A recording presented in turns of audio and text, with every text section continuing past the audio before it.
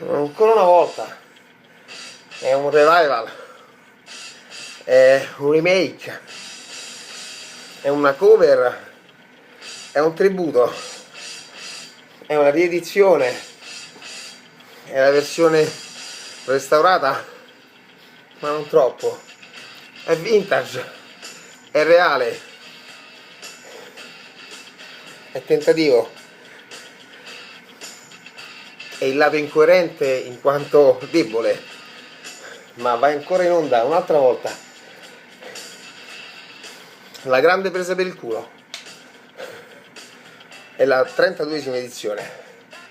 Si parla di un padre di famiglia, un uomo, un lavoratore, 43 anni all'anagrafe, 18 inside, 78 nel fisico, un po' chilometrato, leggermente appesantito, ma emblematico, sintomo, specchio, riflesso della propria vita, un po' raffazzonata, molto coraggiosa, estremamente vivace, divertente. Nulla di ciò che ha fatto, anche gli errori, forse soprattutto in quanto messi alla voce esperienza, non rifarebbe. Nulla.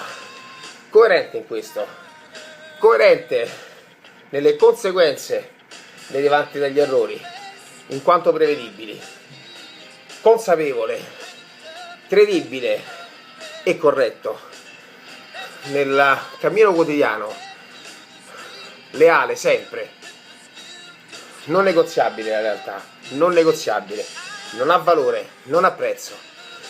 Il prezzo lo devo pagare solo io, dell'incoerenza, delle responsabilità, dei doveri, delle passioni, dei miei bisogni, perché sono i miei, non me ne ha imposti qualcun altro, non mi hanno puntato il dito, devi fare questo.